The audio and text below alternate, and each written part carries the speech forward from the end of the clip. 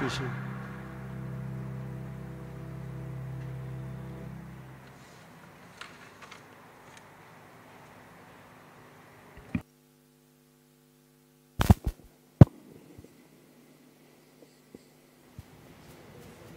Bueno, muy bien.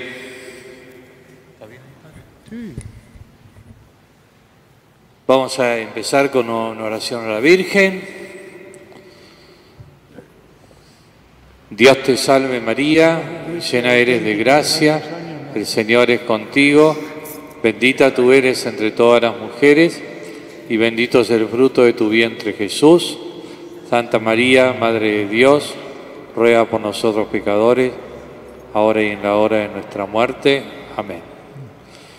Bueno, bienvenido nuevamente, Padre.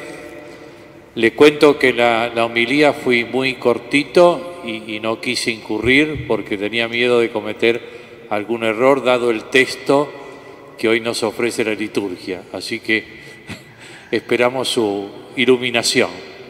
Muchas gracias. Bien, buenas tardes a todos. Tenemos que avanzar en lo que comenzamos la semana pasada.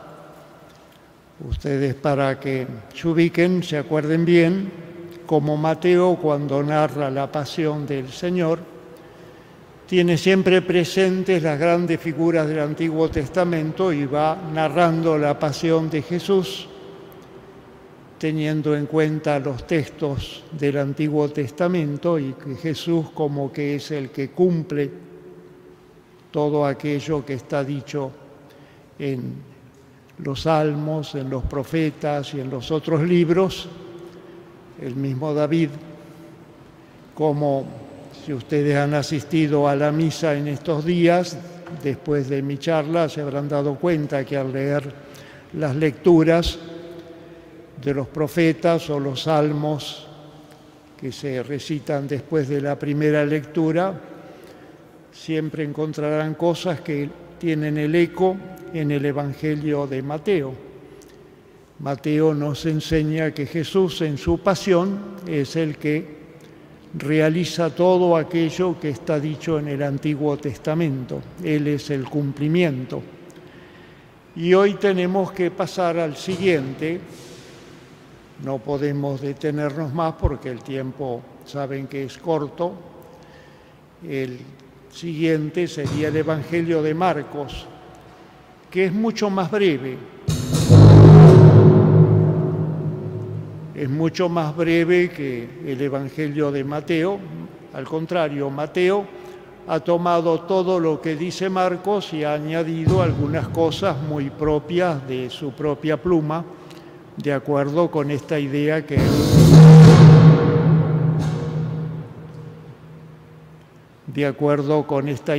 él le quiere transmitir a los lectores, es decir, a ustedes hoy.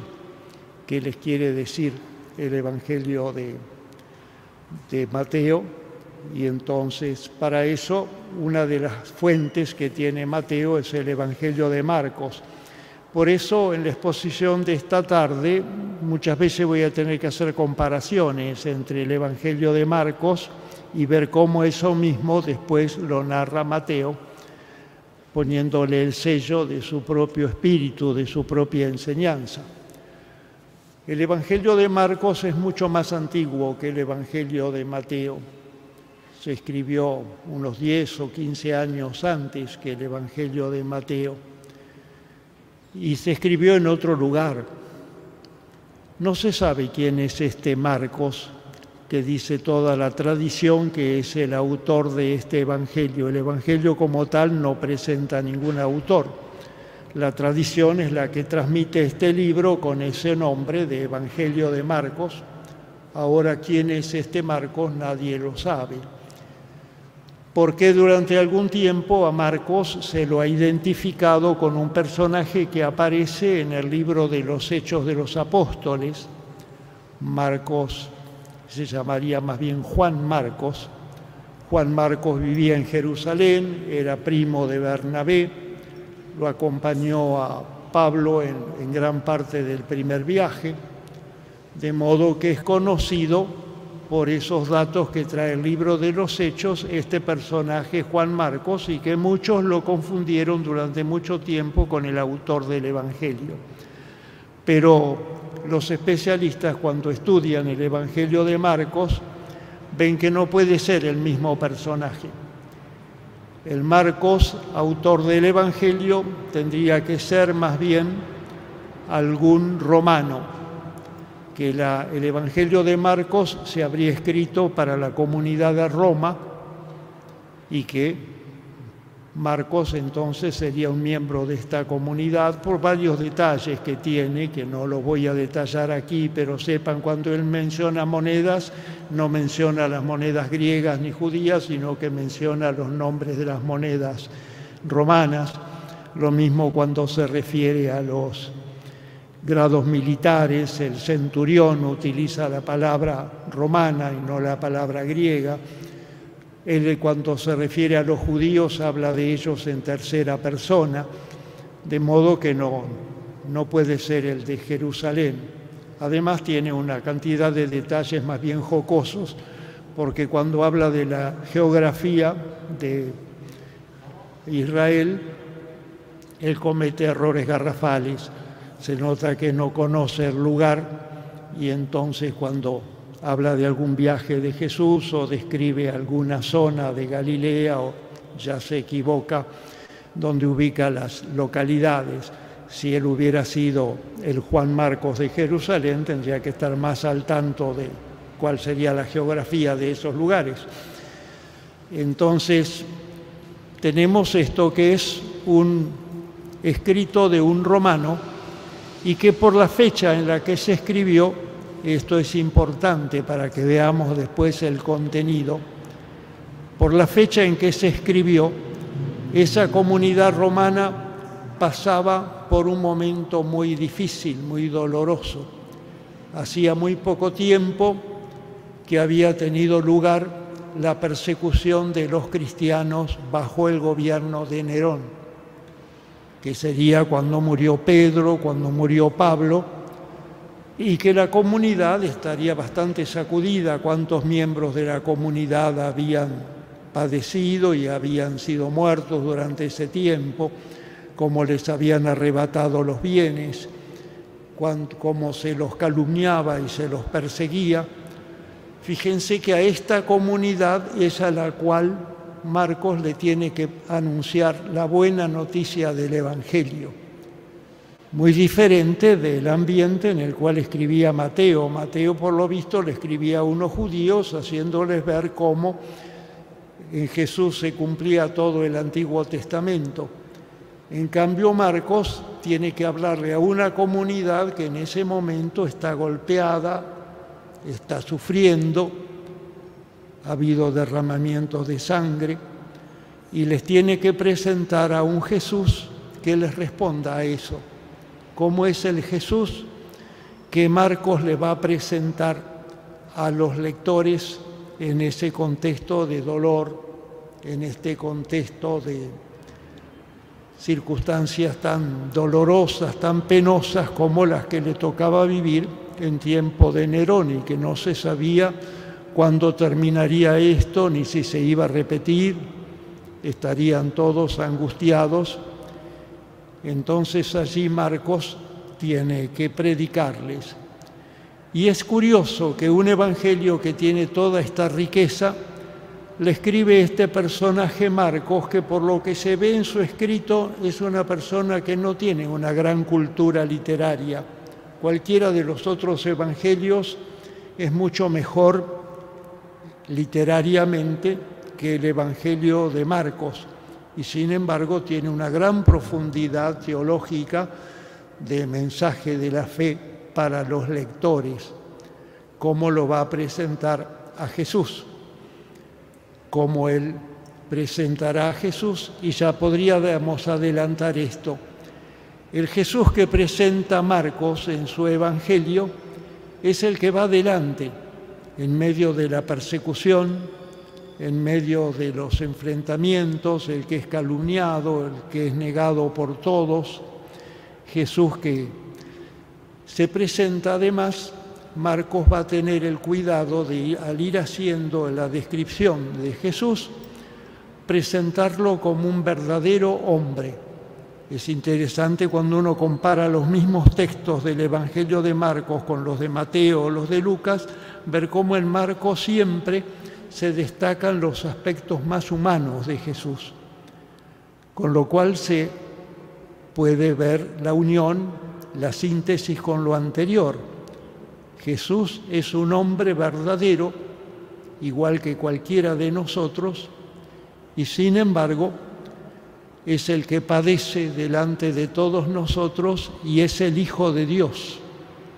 Pero su condición de Hijo de Dios queda como oculta bajo esta humanidad, bajo toda esta circunstancia que está alrededor y que recién se va a descubrir al final del Evangelio. Para Marcos, el verdadero consuelo en medio de la persecución no será de decirle a la gente, quédate tranquilo, ya va a pasar, ya vendrán tiempos mejores, sino que Marcos, en medio de la persecución y de los dolores, lo que hace es mostrarles a Jesús, que va delante de todos ellos, padeciendo las mismas cosas, los juicios injustos, las torturas y luego también la soledad. Jesús que es abandonado por todos y por eso Marcos en general va a hacer quedar bastante mal a los discípulos de Jesús, a los apóstoles, como que no lo entienden a Jesús, que lo traicionan, como Judas, como Pedro, y lo van dejando completamente solo al Señor frente a todos aquellos que lo van a torturar y lo van a llevar hasta la muerte en la cruz. En esta disposición, entonces, tenemos que leer este Evangelio y ver allí que, así como Mateo nos quería presentar y nos presentó a Jesús como el cumplimiento de todos los personajes del Antiguo Testamento, Marcos, en esa circunstancia tan especial, va a presentar a Jesús como el justo sufriente del Antiguo Testamento. En él van a tener mucha importancia muchos salmos, van a tener mucha importancia los textos de Jeremías y de Isaías que se refieren a ese personaje sufriente por el cual Dios va a hacer la salvación.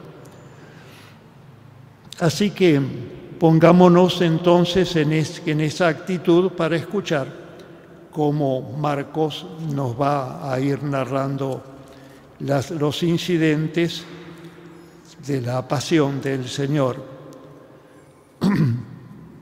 Si empezamos a leer la pasión según San Marcos, empezaríamos con el capítulo 14, donde se empieza directamente. Faltaban 2 días para la Pascua y entonces los sumos sacerdotes y los maestros de la ley buscaban la forma de arrestar a Jesús mediante engaño para matarlo. Vean que ya el relato de la pasión empieza con esa primera inscripción. Los grandes enemigos reunidos, uniendo sus fuerzas, cuando ya se acerca la fiesta de la Pascua, en la cual el Señor Él va a tener que morir por todos nosotros. En ese contexto, Él introduce el caso de la mujer, una mujer que la pone como anónima, no dice quién es, durante una cena que trae un frasco con un perfume muy caro y lo derrama sobre Jesús, con la protesta. Los discípulos le protestan a esa mujer por qué ha hecho ese gasto. Efectivamente, se dice aquí que era el perfume del nardo, que era muy caro, y la mujer no solamente derramó el perfume sobre Jesús, sino que Marcos dice que rompió el frasco para derramar el perfume sobre Jesús. El perfume del nardo era muy caro. Se obtenía, ustedes conocen sin duda la flor del nardo, tomaban una cantidad de flores de nardo, la ponían sobre una tela, después doblaban esa tela y la retorcían para sacarle el jugo. Miren cuánto jugo le podrían sacar a los nardos. Salía muy poquito y era un perfume muy apreciado y por eso muy caro. Aquí los discípulos, cuando protestan por esta mujer, dicen ese perfume se podía haber vendido por 300 denarios. 300 denarios era casi el sueldo de un obrero casi durante todo un año, de manera que se había hecho un gasto muy grande. Ven la situación entonces. Ya lo primero que aparece acá, una mujer anónima que le rinde este homenaje a Jesús, perfumándolo durante una cena, y la reacción de los discípulos. Los discípulos inmediatamente pensando en lo que ese perfume vale y protestando contra esta mujer, a lo cual Jesús interviene y defiende a esta mujer porque relaciona ese derramamiento del perfume con su futura sepultura. Era la costumbre de los judíos cuando se sepultaba un muerto, primero bañarlo con perfume como para evitar el olor de la descomposición.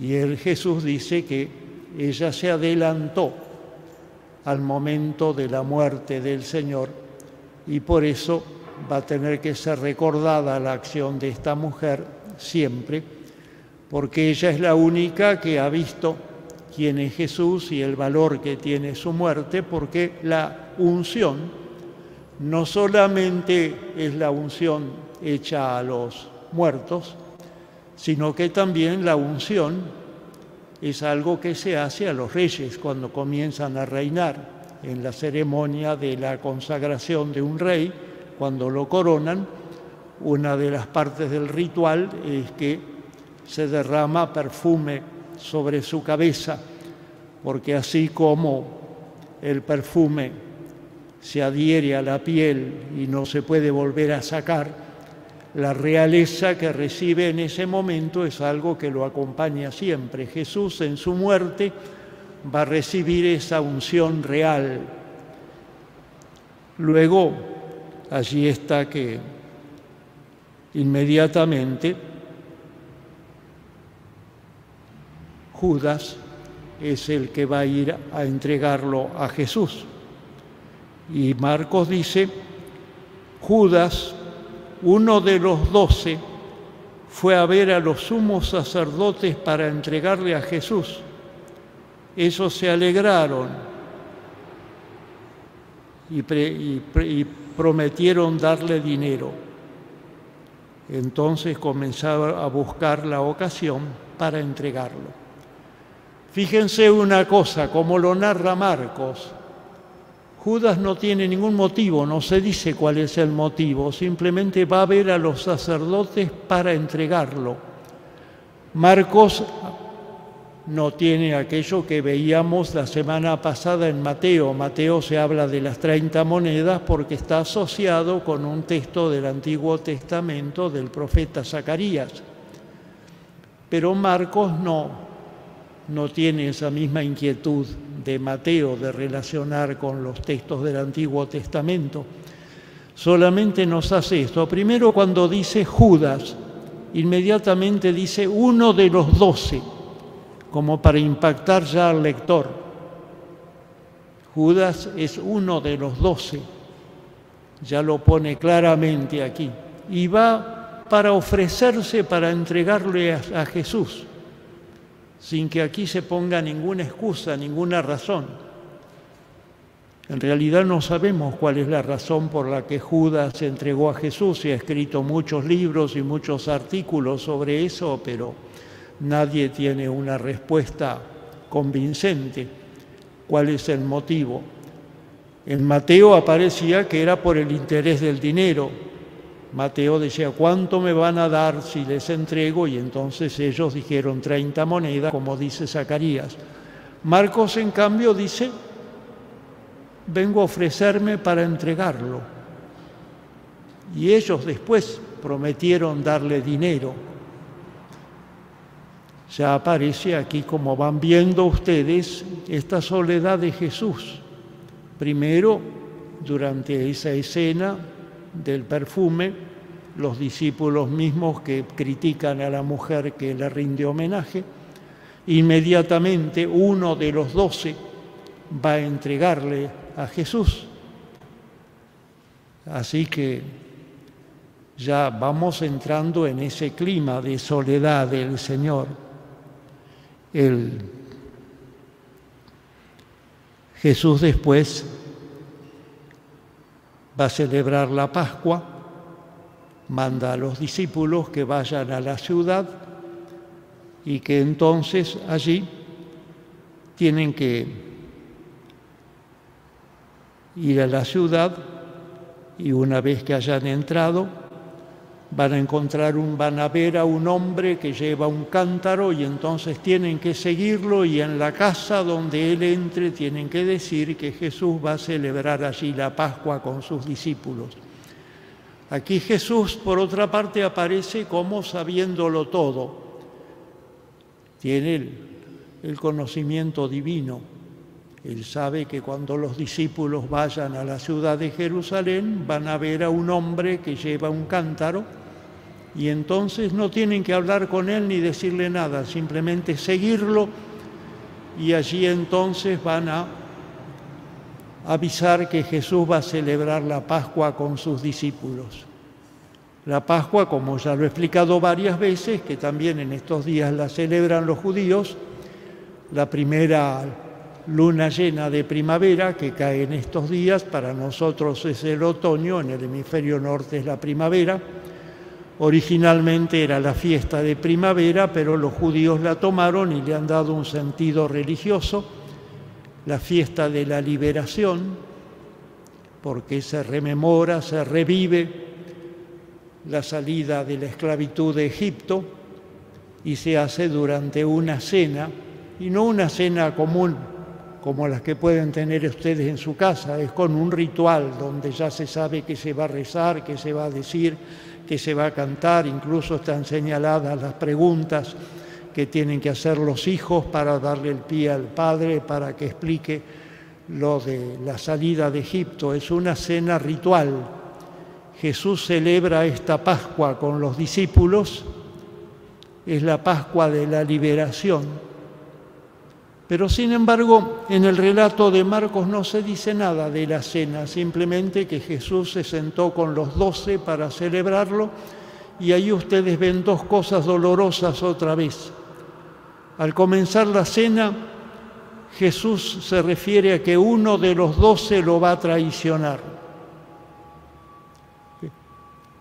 Mientras que la cena es para la liberación, en cambio, la cena de Jesús es el marco para una traición de alguien que lo va a llevar a la muerte. Allí están las palabras que Jesús dice sobre el pan y sobre el vino, donde se renueva o se revive la alianza hecha con Dios, con el pueblo de Israel, con Moisés en el monte Sinaí. Ahora se llega a la verdadera Pascua, la verdadera alianza, que es la que Jesús hace, cuando todos comen del mismo pan, cuando todos beben de la misma copa. Las dos cosas se refieren a la alianza. Miren que en nuestra catequesis, en nuestra predicación, muchas veces en la Eucaristía nos centramos en la presencia real, en que ahí está presente Cristo, y para mucha gente la devoción eucarística se centra en la adoración. El texto del Evangelio en todos dice lo mismo. Jesús tomó el pan, lo partió y lo repartió entre ellos y les dijo: hagan esto. Lo principal es la comunión. Y como explica San Pablo, porque al comer todos del mismo pan formamos el mismo cuerpo de Cristo, que Él está presente allí. Pero la presencia real queda como la explicación. El mandato de Cristo es partir el pan y repartirlo, el comulgar y saber que al comer el mismo pan todos nos formamos el mismo cuerpo de Cristo, ahora ya resucitado, y vamos caminando hacia nuestra resurrección. Es como que recibimos los primeros gérmenes de la resurrección que tendrán que aparecer un día cuando muramos. Pero mientras tanto nos alimentamos de Cristo resucitado. Se toma la copa, y la copa se dice que es un sacrificio. Es mi sangre derramada para el perdón de los pecados, un sacrificio hecho para el perdón de los pecados. Pero lo que se le ordena a los discípulos es: tomen y beban todos. Que en nuestra tradición todavía estamos un poco lentos en esto, porque recién se da la comunión con el cáliz a unos pocos o a ninguno. La orden de Jesús, como se dice en las palabras de la Eucaristía, tomen y beban todos. ¿Por qué? Porque el tomar de la misma copa todos es el gesto, el símbolo de la alianza. Los judíos todavía lo tienen esto en la ceremonia del casamiento. No sé si lo han visto cuando los novios se casan. En cierto momento el rabino les da una copa con vino, toma el esposo, toma la esposa y después la copa se rompe porque no se va a usar nunca más. Es definitivo el matrimonio. El gesto de la alianza definitiva todavía los judíos la conservan en ese marco del matrimonio. Aquí Jesús, durante la cena, lo hace porque así como formamos un solo cuerpo con el Cristo que ya resucitado es su cuerpo, también con su sangre, que es la sangre de un sacrificio por el perdón de los pecados, todos bebemos de esa copa, con lo cual bebemos el perdón de los pecados. Y también hacemos el gesto de una alianza, el compromiso definitivo con Dios, de que Él sea nuestro Dios y nosotros somos su pueblo. Las palabras de la alianza, como recuerdan, son: yo seré el Dios de ustedes y ustedes serán mi pueblo, que se repite tantas veces en el Antiguo Testamento. Esa es la alianza. Nosotros nos comprometemos a ser el pueblo de Dios y Dios se compromete a ser nuestro Dios, y eso lo celebramos cuando recibimos la Eucaristía, bebiendo todos del mismo cáliz, de la misma copa. Esto sería la parte de la cena. Pasamos rápidamente porque después de esto Jesús sale de la cena y va con los discípulos al Monte de los Olivos, una montaña que está frente a Jerusalén, donde parece que hay una propiedad donde sería de algún amigo de Jesús, porque Jesús se reunía habitualmente con sus discípulos allí, y ahora va de noche, pero va para hacer oración, porque va a ser el momento en que van a comenzar ya los dolores propios de la pasión. Y es otro de los momentos más dolorosos del Evangelio de Juan. Perdón, yo me había comido aquí que después de las palabras de la Eucaristía está la otra parte, que son el anuncio de las negaciones de Pedro, igual que en el Evangelio de Mateo. De modo que la Eucaristía queda encuadrada entre el anuncio de la futura traición y el anuncio de las negaciones de Pedro. Ese es el marco. Lo único que se va a contar de la cena en el Evangelio de Marcos. La cena con la Eucaristía, que son las palabras de Jesús, con el anuncio de la traición de Judas, con el anuncio de las negaciones de Pedro. Y después de esto Jesús entonces es cuando Jesús va al jardín del Monte de los Olivos, un lugar que por el nombre tenía que ser una fábrica de aceite, cosa muy normal, que todavía ese lugar está muy poblado de olivos, y ya en ese tiempo Eran tanto los olivos que le daban el nombre a la montaña sobre la cual estamos allí, el Monte de los Olivos. Jesús se reúne con los discípulos, pero allí se separa de ellos, se junta con los tres principales, Pedro, Santiago y Juan, y Jesús les dice que se queden allí vigilando, y Él se aparta para hacer oración. Ahora el relato de la oración en Getsemaní es también una cosa bastante triste, porque llegan a ese lugar, Jesús se separa de los discípulos y entonces dice: me muero de tristeza, quédense aquí y vigilen. Y el evangelista dice que comenzó a sentir temor y angustia. Esta traducción es un poco suave con respecto, la palabra no es que empezó a sentir temor, sino que quedó lleno de temor, de miedo, angustiarse espantosamente y a sentir angustia. Jesús ante la pasión. Que va a quedar aquí el contraste, porque los discípulos se van a quedar dormidos y entonces mientras ellos duermen, Jesús está tirado en el suelo rogándole al Padre con esta angustia, que es difícil traducir esos verbos en castellano para hablar del terrible sentimiento de angustia, de dolor, que Jesús lo va a resumir con la palabra de un salmo: me muero de tristeza, mi alma está triste hasta la muerte, sería literalmente lo que se quiere decir, que Jesús ya sabe lo que viene ahora, la pasión, y ante eso no está tranquilo ni cómodo, sino que sufre ante eso, y en su oración le va a pedir al Padre, si es posible, que pase esta copa sin que yo la beba. En primer lugar, Marcos aquí hace una cosa que no tiene ningún otro evangelista. Cuando se dirige a Dios no pone la palabra Padre como él está escribiendo en griego, sino que pone la palabra en arameo, Abba, que como ustedes saben, Abba sería la primera palabra del Padre Nuestro que rezamos todos nosotros.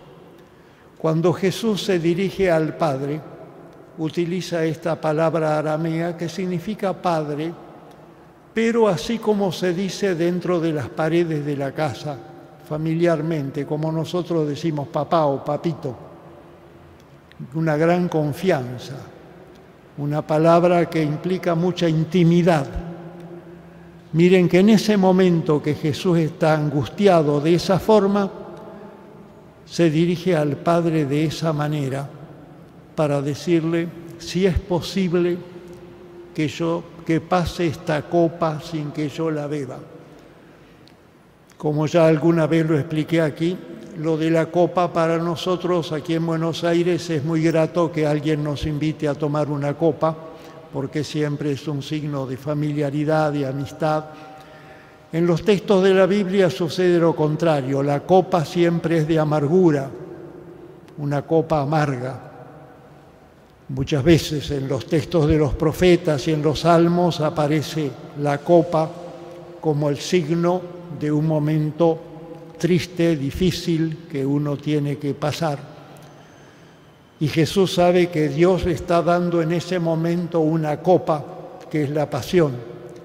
Y Él pide, si es posible, que pase esa copa sin que yo la beba. Miren que Jesús, como verdadero hombre, ante la pasión tiembla, siente angustia, siente dolor y hasta le pide al Padre que si es posible que no tenga que pasar por la pasión. Vean ustedes cómo Marcos está predicando a una comunidad de gente que está sufriendo en la persecución. Jesús también. Jesús no iba en una carroza en medio de la persecución. Jesús sufrió como cualquiera de los cristianos en la época de Nerón. Y también le pidió al Padre, pero no como una rebeldía con el Padre, sino que diciendo Abba, diciendo papá, papito, con la confianza, con la intimidad, con la ternura de un hijo que entre él y el Padre están hablando allí íntimamente para pedir eso. La oración se va a interrumpir varias veces con que Jesús va a ver a los discípulos que quedaron allí vigilando. Y los discípulos siempre están dormidos, no saben qué contestarle a Jesús. Jesús, en medio de todo eso, no encuentra uno que se acerque a él para ayudarlo, para consolarlo, para contenerlo en ese momento, sino que los discípulos duermen. Hasta que llega Judas. Y allí tenemos esa escena que todos conocemos. Judas se acerca y le da un beso a Jesús, porque el beso era la señal que le había dado a los que lo acompañaban para que supieran a quién tenían que detener. Y ante el beso de Judas, Jesús no dice una sola palabra. Allí el silencio total de Jesús ante el beso de Judas, otra vez. Vean que es importante cómo está narrado, porque en los otros evangelios se pone como que Jesús dijo alguna frase a Judas en ese momento, pero Marcos no pone ninguna para destacar la forma en que él recibe esa traición. Y entonces todos se tiran sobre Jesús para detenerlo y atarlo, ante lo cual no se dice que Jesús hiciera nada, no dice nada. Allí hay una escena de que hay alguno de los que fue a detener a Jesús que al sacar la espada hirió a uno de sus compañeros, pero Jesús ante eso totalmente en silencio. No interviene. Allí si vamos a leer Mateo, los discípulos le preguntan a Jesús que quieren sacar la espada y defenderlo. Y allí en Mateo, como veíamos la semana pasada, Mateo dice que no, porque si lo defienden, ¿cómo se van a cumplir las Escrituras? Que es el tema de Mateo. En cambio, en Marcos no hay nada de esto. Se lo van a llevar a Jesús, preso entonces, ya en ese momento. Él solamente le va a dirigir la palabra a los que vinieron a detenerlo. Ustedes salieron a detenerme armados de espadas y palos como si yo fuera un malhechor. Todos los días estaba en el templo y no me detuvieron. Solamente acá Marcos pone esa contradicción. Los que veían a Jesús diariamente y lo tenían en el templo, delante de la gente no se atrevieron a detenerlo porque temían a la gente que escuchaba con interés a Jesús. Pero fueron allá de noche, cuando Jesús estaba solo, y fueron con una cantidad de gente armada como si Jesús fuera un malhechor. Van con espadas y palos. Y ahí se dice, hay dos cosas. Dice que hay un joven que huye desnudo.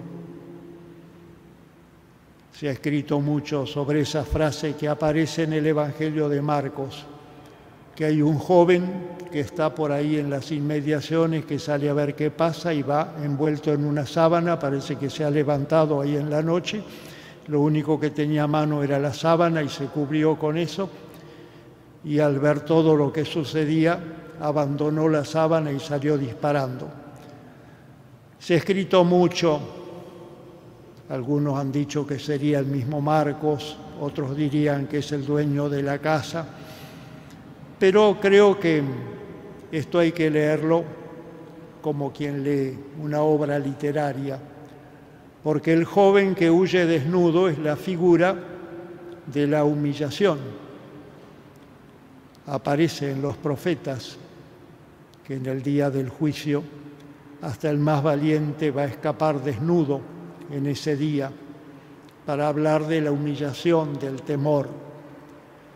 Porque al terminar el relato de la pasión, cuando ya Jesús está sepultado y ha resucitado, otra vez aparece un joven con una vestidura brillante que está sentado dentro del sepulcro, la figura de la gloria, como si Marcos hubiera querido encerrar todo el relato de la pasión con dos figuras como arquitectónicas, como pasa a veces en algunos monumentos y edificios, con dos figuras contradictorias, una de cada lado.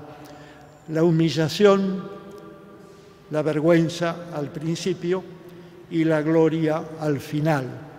Él siempre se dice que un joven huyó y después en el sepulcro no se dice que era un ángel, sino que era un joven que estaba sentado dentro del sepulcro con una vestidura deslumbrante, la imagen de la gloria en la resurrección del Señor. Y la otra cosa es que en ese momento todos los discípulos lo abandonaron a Jesús. Cuando vieron cómo iban las cosas, todos escaparon y Jesús quedó completamente solo en manos de aquellos que lo van a llevar a la muerte. Lo llevan a Jesús para que sea juzgado por el tribunal religioso, es decir, por el Sanedrín. En el Sanedrín estaba presente el sacerdote, el sumo sacerdote, los sacerdotes, las familias sacerdotales y los maestros de la ley. No estaban los fariseos en el Sanedrín, no formaban parte. Y todos estos se reúnen, y como lo dice el Evangelio,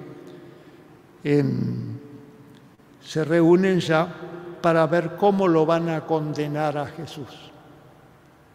Fíjense la manera en que lo dice Marcos. Un tribunal se reúne para juzgar a una persona. Este tribunal se reúne para ver cómo lo van a matar. Ya empieza mal la reunión del tribunal, a buscar las razones. Marcos en esto nos pega un golpe fuerte también. Se reúne el tribunal para ver cómo condenar a Jesús. Y las preguntas primero empiezan con acusaciones que no están de acuerdo, porque claro, no hay una acusación verdadera. Las acusaciones son falsas y siempre tienen fallas o se contradicen. Según la ley del Antiguo Testamento, para condenar a alguien tiene que haber dos testimonios que sean exactamente iguales. Ustedes oyeron hace poco en la lectura el caso de Susana, que lo que pregunta Daniel es bajo qué árbol se cometió el pecado, y entonces dicen árboles diferentes, por lo tanto el testimonio no vale porque hay algo en desacuerdo. El relato de Susana es muy gracioso en ese punto, pero acá vemos otra cosa. Los que vienen a acusar a Jesús no están de acuerdo, hay falsos testigos, como en los Salmos. El sufriente de los Salmos se queja porque hay testigos falsos que lo acusan, pero no están de acuerdo como para sacar una sentencia de muerte. A lo cual interviene entonces el sumo sacerdote. Para terminar con todo esto, hace él la pregunta a Jesús. Y le pregunta si eres tú el Mesías, el Hijo de Dios bendito. Y Jesús dice, yo soy. La primera vez que Jesús en el Evangelio de Marcos dice quién es Él. A lo largo del Evangelio de Marcos siempre la gente ha preguntado quién es Jesús y Jesús siempre ha ocultado esto, quién es Él. Incluso cuando hace grandes milagros, manda que se guarde secreto, que no se diga nada. Porque Jesús va a revelar su condición de Hijo de Dios en la cruz, no con los milagros. Y aquí, cuando se trata de condenarlo, le preguntan, y es la primera vez que Jesús acepta que Él es el Hijo de Dios. Y esto ya va a provocar la reacción de todos los que están en el tribunal. Jesús dice que Él va a estar sentado a la derecha de Dios sobre las nubes del cielo. Admite su condición divina, va a estar sentado a la derecha de Dios en el cielo. Y todos dicen, no hace falta más testigos, Él lo dijo delante de todo el tribunal. Y ahí empiezan las agresiones. Jesús es golpeado, es escupido, tanto por los miembros del tribunal como por los sirvientes. Todo el texto del libro de Isaías, que ustedes han escuchado, por ejemplo, en la lectura de la misa de hoy, lo que le pasa al servidor sufriente.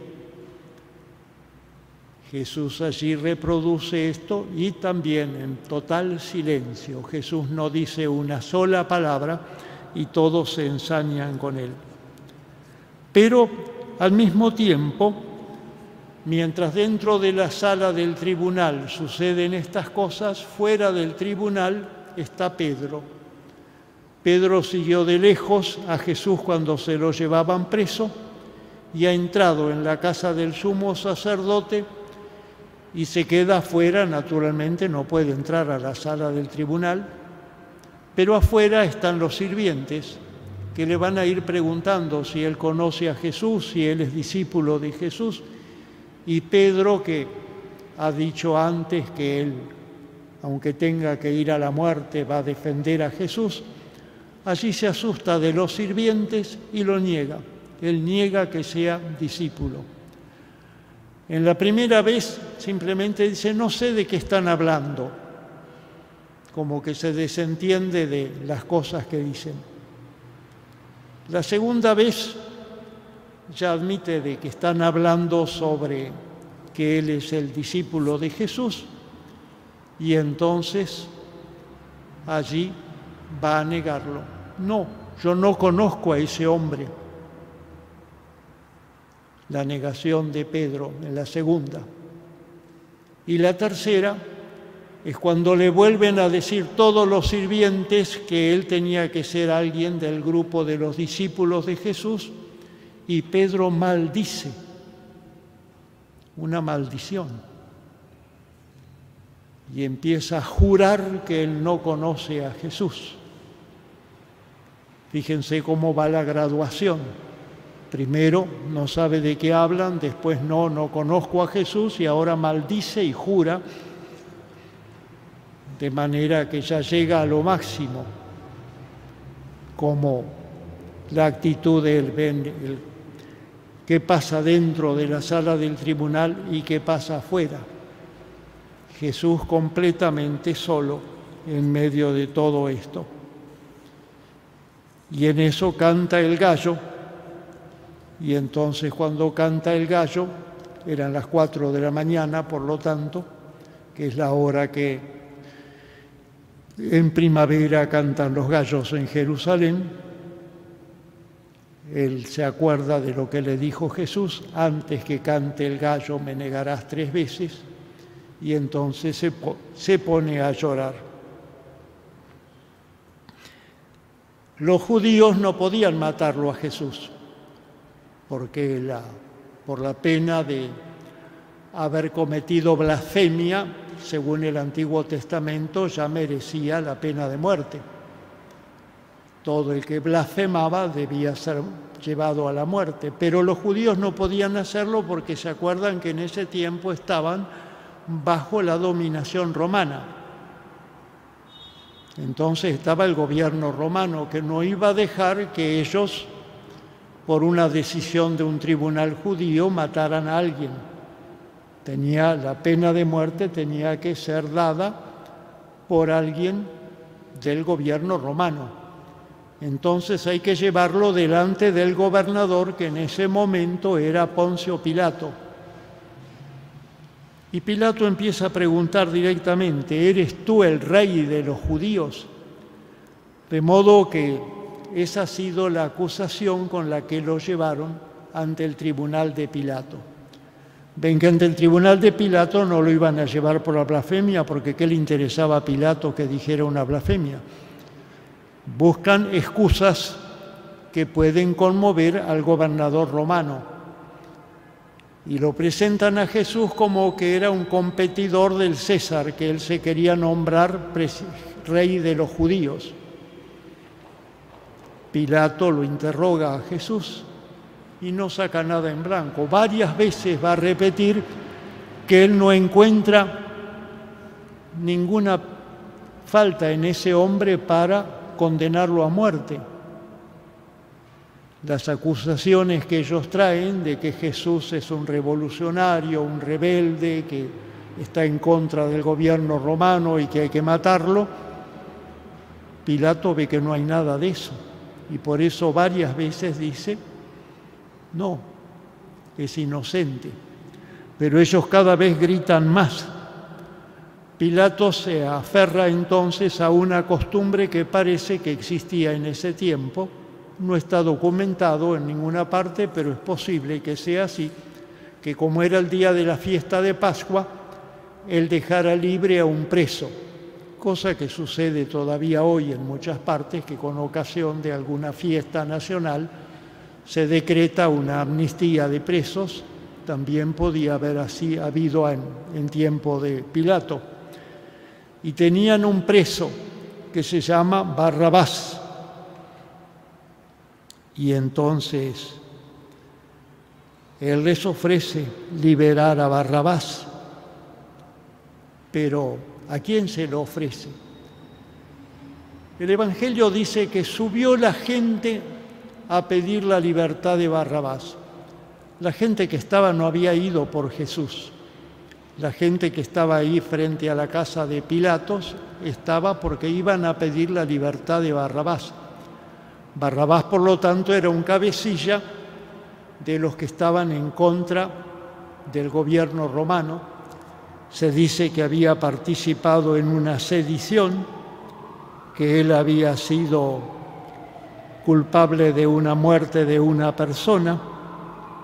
Así que el que era sedicioso y el que era homicida, entonces es el que se propone. El pueblo tiene que elegir entre Barrabás y Jesús. Pero los que tienen que elegir son los muchachos del partido de Barrabás. No van a elegir a Jesús, naturalmente. Y todo este pueblo grita: libera a Barrabás y crucifica a Jesús. La pena que le tocaba a Barrabás, que se le aplique a Jesús, y que entonces, en vez de quedar en libertad Jesús, que quede en libertad Barrabás, el homicida y el sedicioso. Y ese juicio no lo hace Pilato, sino que se lo deja elegir a la gente. Y Pilato, para complacer a la gente, deja en libertad a Barrabás y condena a Jesús. Fíjense qué triste que es toda esta parte. Vemos ahí todo lo que es la injusticia en los tribunales, llevada a su grado máximo. Cómo se comportan aquí, cómo actúan para complacer a la gente, es decir, para que la gente no esté en contra de Pilatos, para conservar allí su dignidad de gobernador, hacer algo que favorece a lo que la gente piensa. Comete la gran injusticia de liberar a un delincuente y condenar a un inocente. Y a Jesús entonces le aplican lo primero de la pena de muerte, que es la flagelación. Como flagelaban los romanos en aquel tiempo, como ya expliqué la semana pasada, que ya arrancaban los pedazos de piel y de la carne y quedaban a veces los huesos a la vista. Esa fue la flagelación que padece Jesús, según el Evangelio de Marcos, antes de salir para el lugar donde se va a realizar la ejecución de Jesús como delincuente. Al salir, se encuentran con un hombre que viene del campo, Simón de Cirene, que parece ser conocido de la comunidad a la cual le escribe Marcos, porque dice que él es el padre de Rufo y de Alejandro, de modo que señalan los nombres de los hijos también, como que los lectores primeros del Evangelio de Marcos conocerían a Simón de Cirene y conocerían a los hijos, por eso los nombra a todos aquí, y lo toman por la fuerza a Simón de Cirene para que vaya detrás de Jesús y lleve la cruz.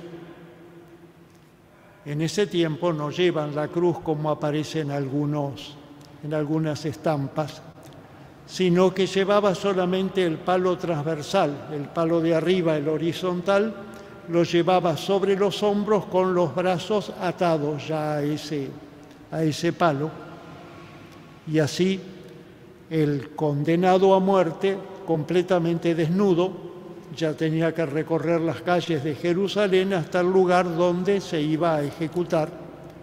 Y en el lugar de la ejecución ya siempre estaba fijo el palo vertical, que era una especie de horqueta donde se enganchaba arriba el palo horizontal y donde quedaba clavado o atado el que era condenado a muerte, y después se fijaban los pies y ahí se quedaba hasta que se moría, que era una muerte atroz, que a veces podía tardar varios días.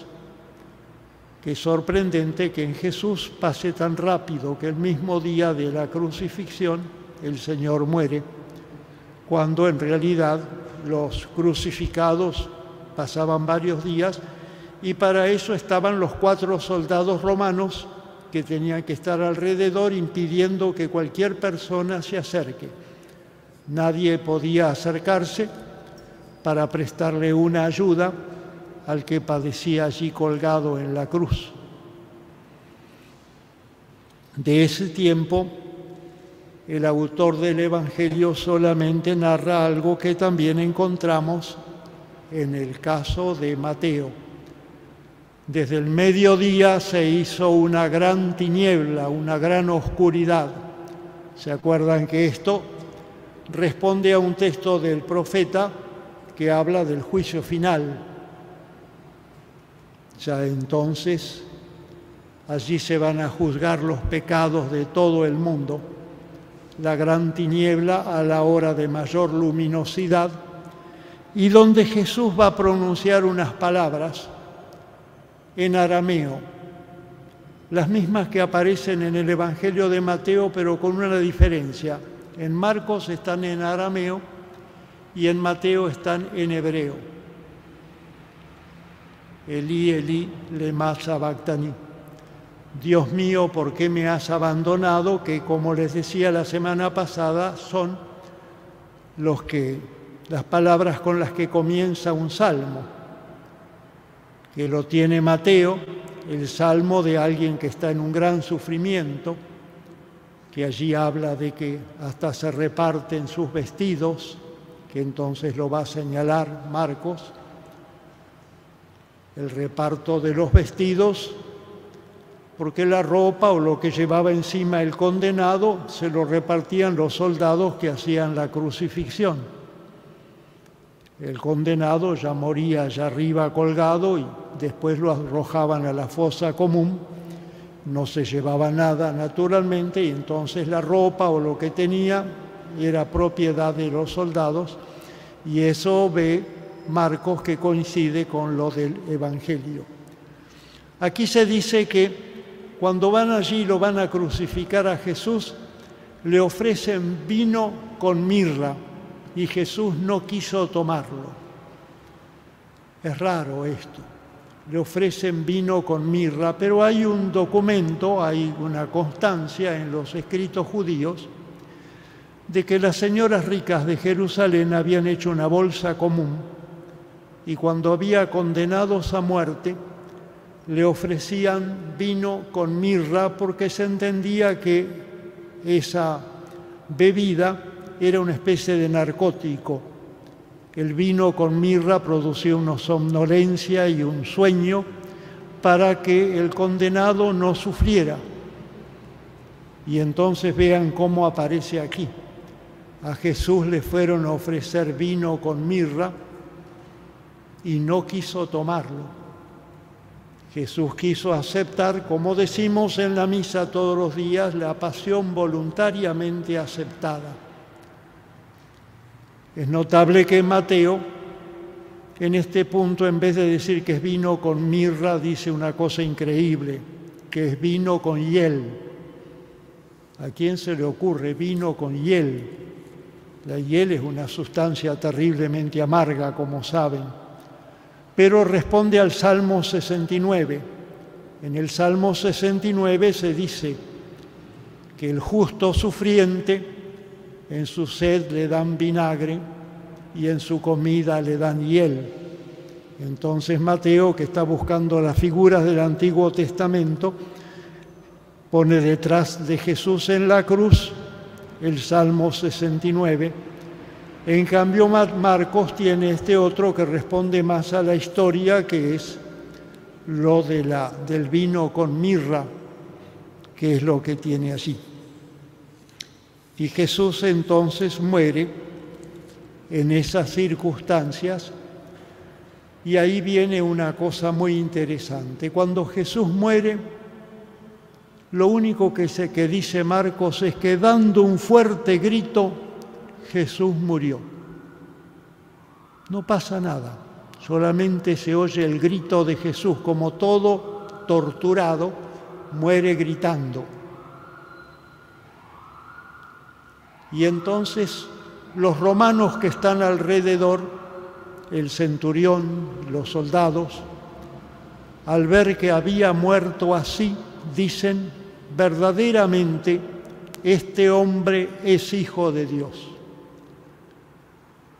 Marcos, ¿se acuerdan? Era romano y escribía para la comunidad romana. ¿Quiénes son los primeros que reconocen a Jesús como hijo de Dios? Los romanos, que están alrededor de la cruz.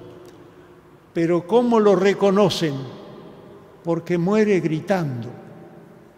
Y dicen, este hombre, muy distinto de lo que dice Mateo, que cuando Jesús muere hay terremotos y se rompen las piedras y resucitan los muertos.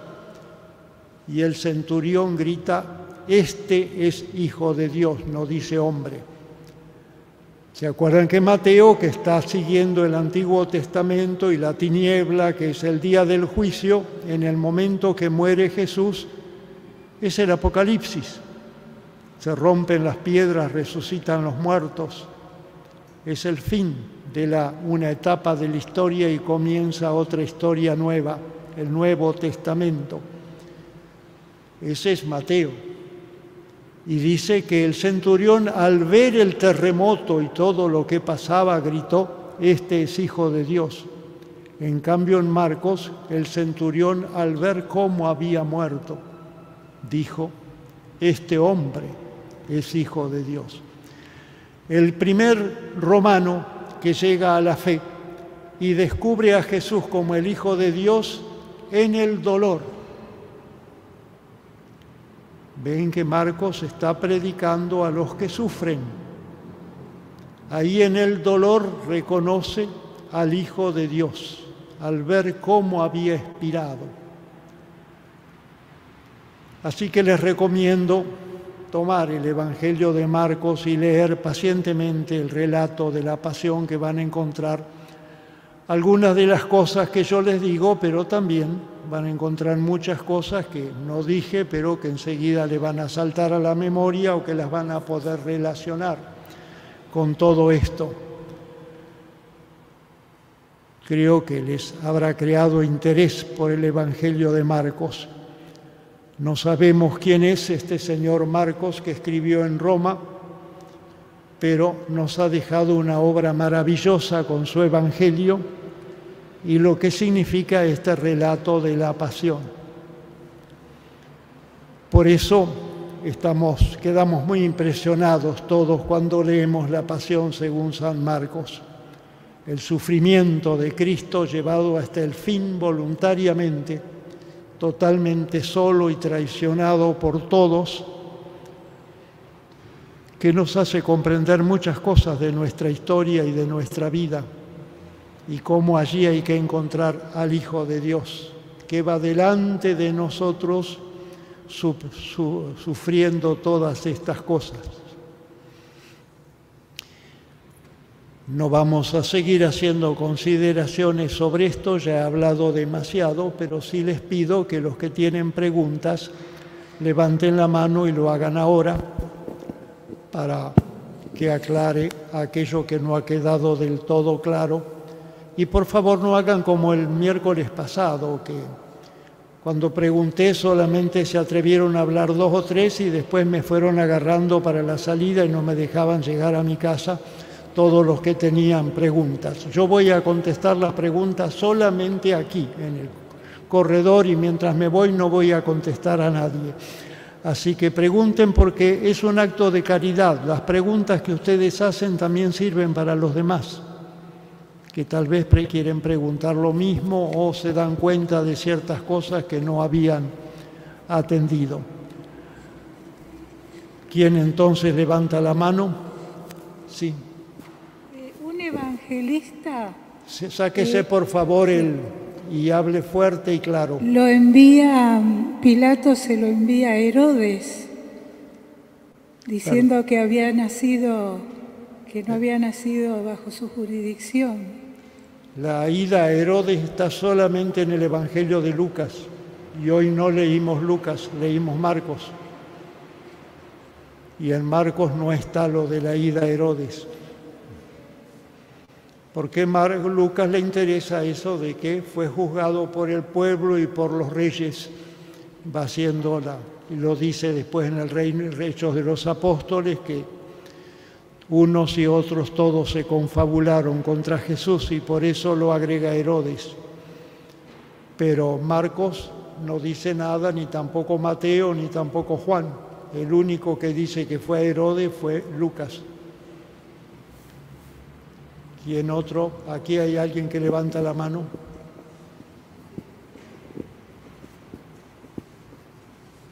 Me quedó de la vuelta pasada el horario, la nona, al mediodía, después a las 3 de la tarde, y ahora vuelta con Marcos, porque no me queda claro, no por la hora, ¿no? Porque comprendo que para los judíos era el séptimo día y después para nosotros es el domingo, que es la resurrección, pero no me queda claro, porque si está este terremoto y el grito de Jesús, porque grita, porque ese es el tema es que él grita, y grita con todo, porque no es a medio pelo, pero no sé si se comprende, que lo que quisiera saber más puntualmente es porque es el tema del tiempo. El tiempo de los judíos no es el mismo tiempo nuestro. Sí, pero no lea los evangelios como una historia, léalos como una predicación. Detrás hay textos del Antiguo Testamento. Jesús grita es verdadero hombre, como dice el centurión. Este hombre es hijo de Dios. Es un hombre que al morir torturado grita como cualquier hombre. Gracias, porque la verdad que agradecerle, porque la verdad que da explicaciones y le deja a uno las inquietudes como para seguir, ¿no? Eso. Bien, ¿quién otro? Allá había alguien. Ahí. Quería preguntarle la relación, usted habló del autor de este evangelio, que la tradición lo conoce bajo el nombre de Marcos, y quería preguntarle si existen estudios o algo que revele que en esa comunidad supuestamente por Roma había pasado Pedro, y si se puede hacer una relación entre el paso de Pedro y el testimonio que Pedro podría haber dejado en relación al testimonio de este evangelista.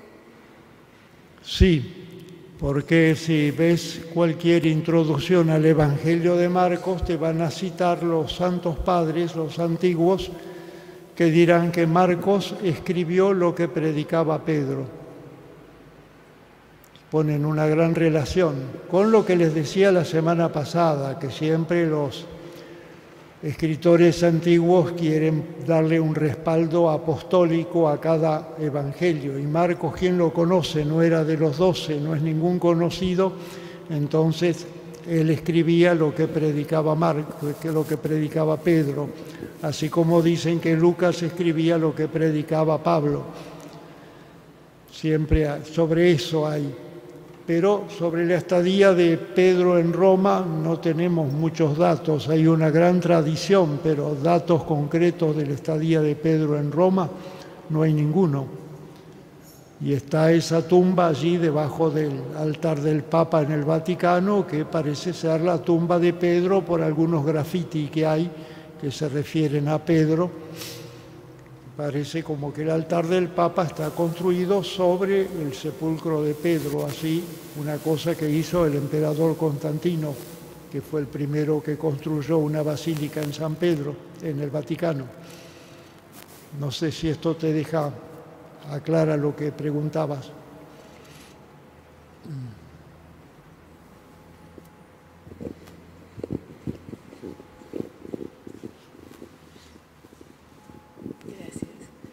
A mí no me quedó, no sé si me escucha porque tengo mi voz es re baja. ¿Se oye? No me queda claro el grito. ¿Por qué a través del grito revela para el romano la divinidad? Es decir, porque es un grito de qué calidad. No es un grito de tristeza, no es un grito de impotencia. ¿Qué es un grito de triunfo? ¿Cómo lo vive el romano? No sé si me explico. Es un grito de dolor. Murió dando un fuerte grito. ¿Y por qué eso para eso revela la divinidad para el romano? Y ahí está la fe. Vemos a Cristo muriendo en la cruz y ahí conocemos al Hijo de Dios. Cómo se nos revela el amor de Dios en este personaje que está colgado en una cruz. La sangre derramada por los pecados de todos nosotros. La fe no tiene pruebas. La fe solamente es libre, completamente.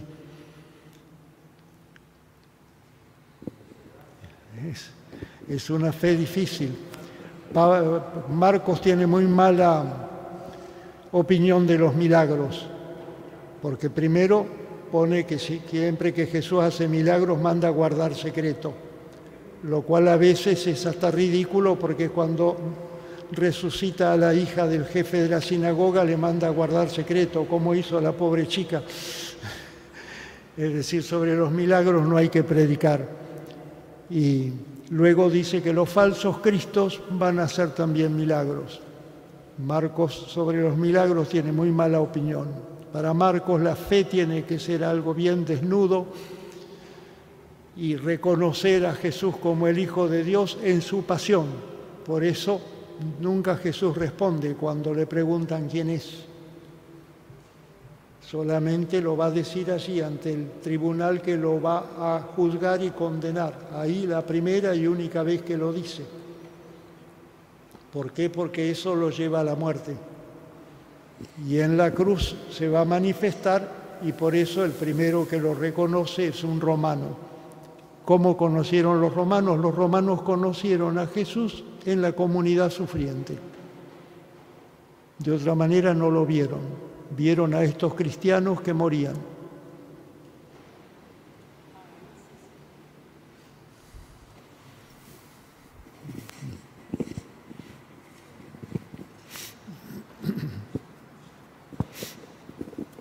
Hola, buenas noches, ¿qué tal? Yo no termino de entender algo tan sencillo como por qué Dios murió en la cruz para salvarnos. Porque si lo pensamos profundamente, la gente sigue siendo pecadora. Yo no le entiendo absolutamente nada. Si usted habla un poquito más lento, tal vez le puedo entender. Bueno, voy a hablar más lento. no entiendo algo tan sencillo como por qué Dios muere en la cruz para salvarnos. Eso es lo que no entiendo. Y Algo porque tan el pecado simple. de la humanidad es una gran desobediencia. Y aquí hay uno que llevó la obediencia hasta el final. Hoy en día sigue habiendo pecadores, o sea, es como que no limpió el pecado del mundo, porque No le el pecado entiendo nada, sigue. no entiendo nada.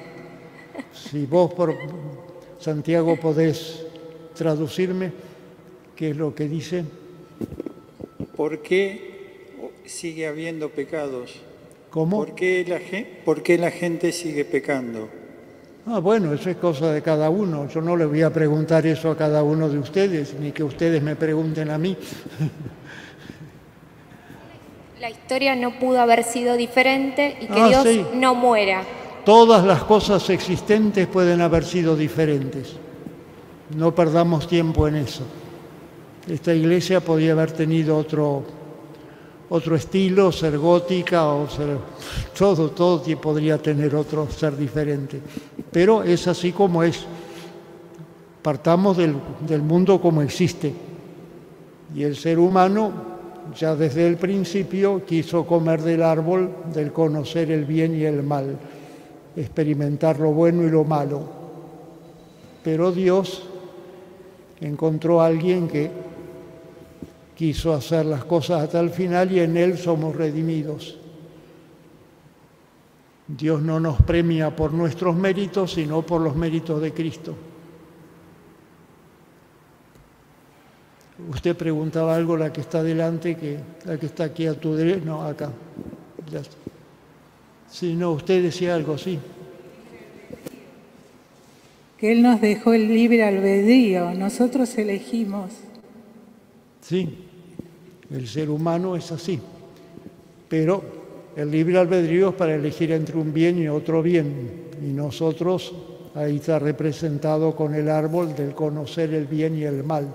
Queremos experimentar lo bueno y lo malo, ahí está, y esa es la historia de todo ser humano.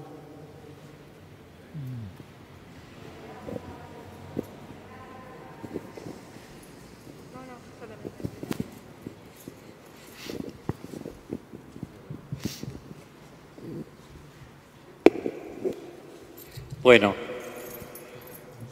ya son pasadas las 9, escucharon ya las campanadas, ¿no? Que son las últimas del día. Y nos vamos con un montón de preguntas, ¿no es cierto? Y está bien, porque hasta que Dios nos llame nos vamos a seguir preguntando sobre este misterio maravilloso. Pero bueno, un poquito, gracias al Padre Rivas, el telón se nos va corriendo y vamos comprendiendo un poquito más este inmenso amor de Jesús. Los invito, porque Carlitos, que está a cargo de la librería, se quedó, por si quieren conocerla. No vamos a salir por la iglesia, salimos por el 286. Así que si quieren pasar, también pueden hacerlo. Muchas gracias, que Dios los bendiga. Gracias.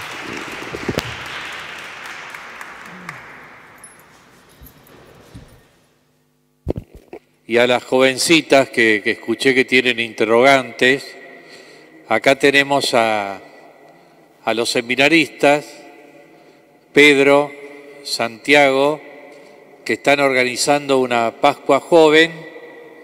Así que si quieren sumarse a esta Pascua y seguir buscando respuestas, ellos le pueden contar. Acá, la juventud.